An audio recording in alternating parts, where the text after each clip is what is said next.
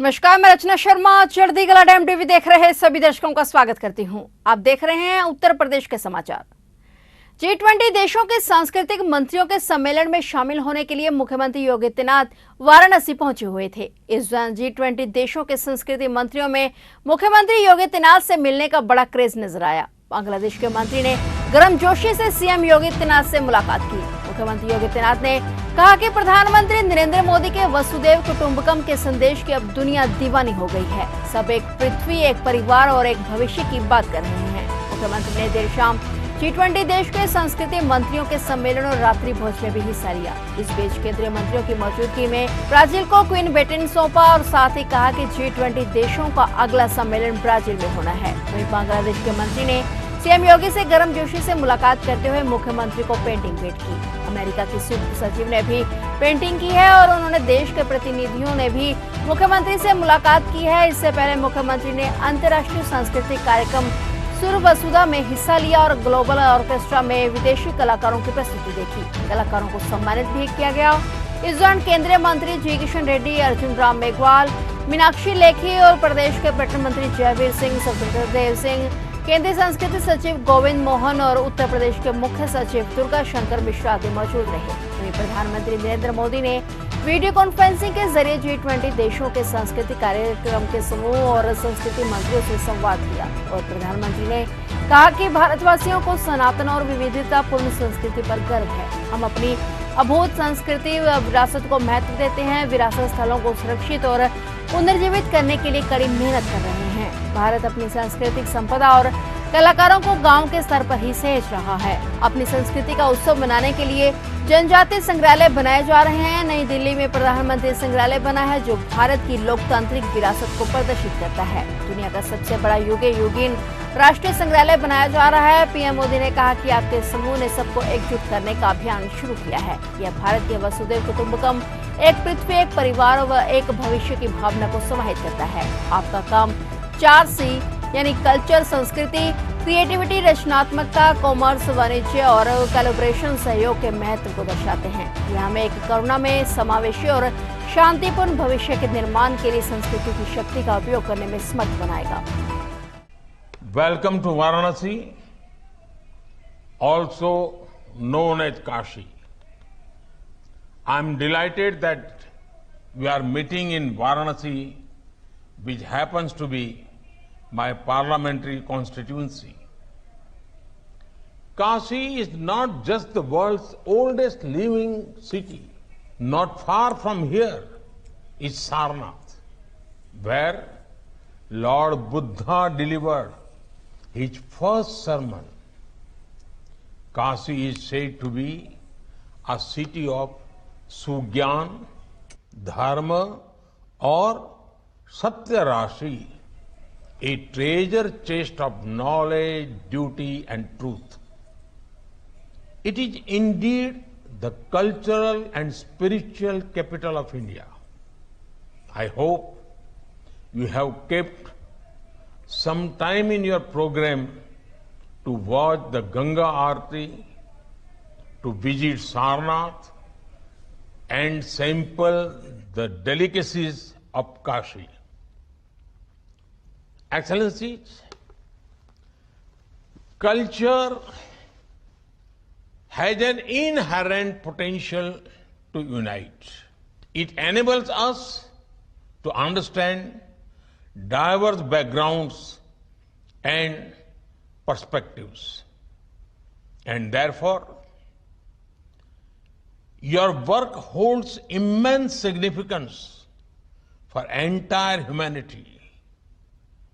We in India are very proud of our eternal and diverse culture. G20 की theme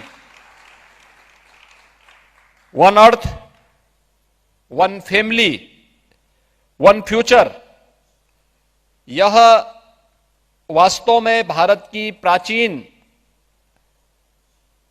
उस व्यवस्था को प्रस्तुत करता है जिसने हजारों वर्ष पहले दुनिया को वसुधैव कुटुंबकम का एक संदेश दिया था। यानी पूरी दुनिया एक परिवार है। एक परिवार के रूप में पूरी दुनिया को मानने वाली उस व्यवस्था को, जिसका वास्तव में अर्थ क्या कि यह मेरा, यह तेरा, यह विचार संकुचित सोच के लोगों का है। उच्च चरित्र वाले लोग समस्त संसार को ही परिवार मानते हैं।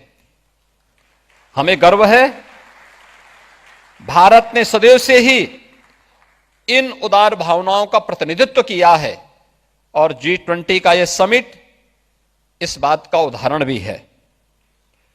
हमारे युवा आने वाले समय के नीति नियंता हैं और इसीलिए विश्व मानवता के बेहतर भविष्य के लिए वर्तमान में किए जा रहे विमर्श में उनकी भागीदारी अत्यंत महत्वपूर्ण है।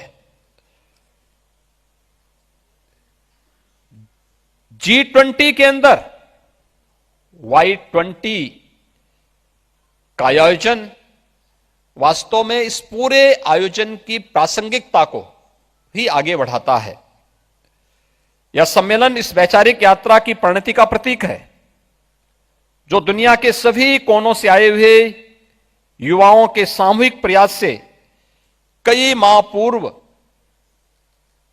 प्रारंभ की गई। उत्तर प्रदेश के गौपालकों की आय बढ़ाने, आत्मनिर्भर बनाने और स्वदेशी नस्ल की गायों के प्रति उनका रुझान बढ़ाने के लिए योगी सरकार ने नंद बाबा दुग्ध मिशन के तहत मुख्यमंत्री स्वदेशी गौ संवर्धन योजना शुरू की है। इसको लेकर शासन ने शासनादेश जारी कर दिया है। शासनादेश में योजना से संबंधित पात्रता, सब्सिडी के मानक, योजना का उद्देश्य और स्वरूप को स्पष्ट किया गया है। इसके अनुसार गौपालक द्वारा दूसरे प्रदेशों से साहिवाल, थारपार, कर, गिर और सकर प्रजाति की गाय खरीदने पर उन्हें ट्रांसपोर्टेशन, ट्रांजिट इंश्योरेंस और पशु इंश्योरेंस समेत अन्य मंदों पर खर्च होने वाली धनराशि पर सब्सिडी दी जाएगी और यह सब्सिडी गौपालकों को अधिकतम 2 स्वदेशी नस्ल की गायों की खरीद पर मिलेगी। यह सब्सिडी गौपालकों को कुल व्यय धनराशि का 40% यानी 80,000 रुपए तक दी जाएगी। पहले चरण में यह योजना प्रदेश के 18 मंडल मुख्यालय के जिलों में लागू की जाएगी और इसके बाद इसे प्रदेश के सभी जिलों में लागू किया जाएगा। नंद बाबा मिशन के तहत मुख्यमंत्री स्वदेशी गौ संवर्धन योजना का उद्देश्य प्रदेश में स्वदेशी उन्नत नस्ल की गायों की संख्या और नस्ल को बढ़ाना है, ताकि प्रदेश में दुग्ध उत्पादकता में वृद्धि कर प्रदेश दुग्ध उत्पादन में अग्रणी राज्य बना रहे। साथ ही प्रदेश के ग्रामीण अंचलों के युवाओं और महिलाओं को पशुपालन के व्यवसाय के लिए प्रोत्साहित करते हुए उन्हें रोजगार उपलब्ध कराना है। इसके अलावा योजना का उद्देश्य प्रदेश में प्रति व्यक्ति दुग्ध उपलब्धता में वृद्धि कर राष्ट्रीय औसत दुग्ध उपलब्धता के स्तर पर लाना है और इन गायों का 3 वर्षों का पशु बीमा एक मुश्त कराया जाना भी आवश्यक है। इसके साथ ही उन्हें दूसरे प्रदेश से अपने प्रदेश में लाने के लिए ट्रांजिट बीमा भी करवाना अनिवार्य है। योजना के तहत लाभार्थी को सब्सिडी गाय की खरीद, उसके परिवहन, पशु ट्रांजिट बीमा और 3 वर्षों का पशु बीमा, चारा काटने की मशीन की खरीद और गायों के रखरखाव के लिए शेड के निर्माण पर भी दिया जाएगा। विभाग की ओर से इन सभी मंडों में गौपालक को खर्चित 2 स्वदेशी नस्ल की गायों के लिए 2 लाख रुपए माना गया है। उसका 40% यानी अधिकतम 80,000 रुपए सब्सिडी के रूप में दिए जाएंगे। इस योजना का लाभ उठाने के लिए लाभार्थी के पास गौपालन के लिए पर्याप्त जगह होनी चाहिए। साथ ही उनके पास पहले से 2 से अधिक स्वदेशी उन्नत नस्ल की गाय ना हो।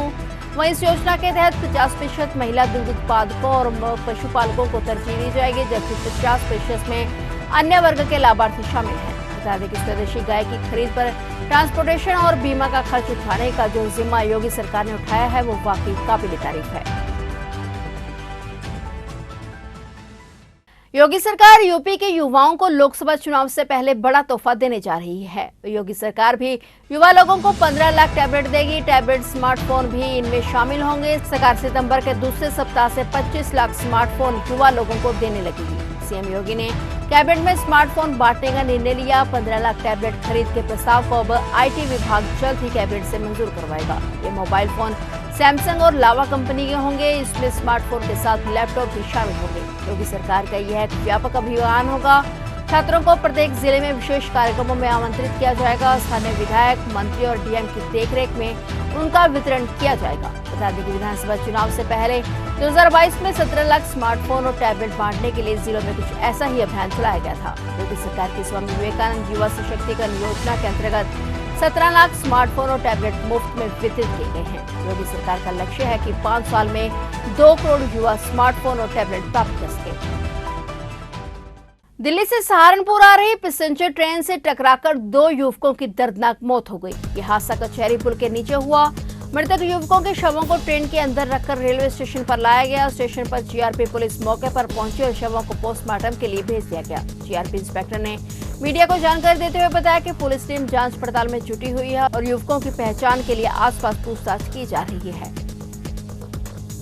थाना गागलहेड़ी के कैलाशपुर के जंगलों में चल रही पटाखा फैक्ट्री में जबरदस्त ब्लास्ट के साथ आग लग गई। धमाके की आवाज इतनी भयंकर थी कि इसकी गूंज कई किलोमीटर तक सुनाई दी। सूचना के बाद मौके पर पहुंची गागलहेड़ी और जनकपुरी पुलिस के साथ फायर ब्रिगेड की गाड़ियों ने बामुश्किल आग पर काबू पाया। बताया जा रहा है कि पटाखा फैक्ट्री में काफी लोग काम करते थे। पुलिस ने एक युवक का जली हुई अवस्था में शव भी बरामद किया है। अभी तक नुकसान की कोई सटीक जानकारी नहीं मिल सकी है। मौके पर पहुंचे सीओ सदर अभितेश सिंह के अनुसार ब्लास्ट बहुत ही जबरदस्त था। पूरे घटनाक्रम की जांच की जा रही है।